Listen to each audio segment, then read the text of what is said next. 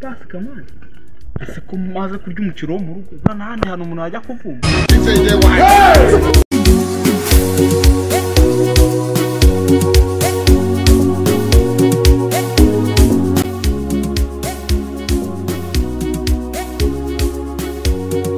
Are you playing? What type of playing is this?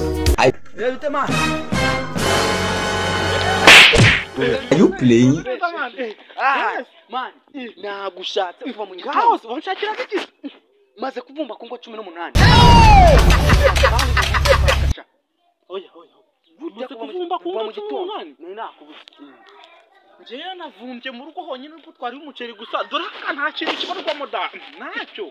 Yego se njewe navumbye mu mudive nawe wabuze Pasika man. Ariko se reka tubivuge, reka tubisubiremo. Uri umudive, nje ndi umukatolika. Nangwa nanjye nari. Ariko se wagiye kuvumba ute kandi uri umudive? Man, none bigenda bite? Bisubirwemo rero sasa. Kumbwira ukuntu sijya kuvumba Pasika kandi wanyu muri abadive. Oya, ibyo bintu ugiye kubimbwiraho. Yose wowe utabeshye. Ishuri.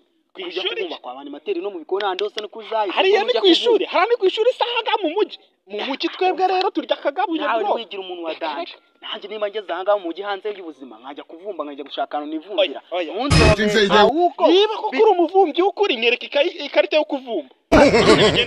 Bisubirwemo. Hehe. Mu mivumbire ugasanga ubujama ni umudive ni umukatolika agiye kuvumba mu katolika. Ayi kubera iki? Ngo inzara yamwishe ashaka kujya kuvumba. Yagerayo akita amazina. Bagasanga n'izina litari dosha. Ugasanga yise ngo ba David Keza.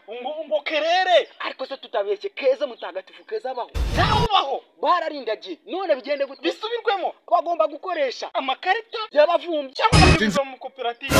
None bigende gute rero?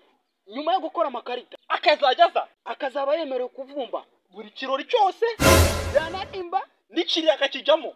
Bisubirwemo.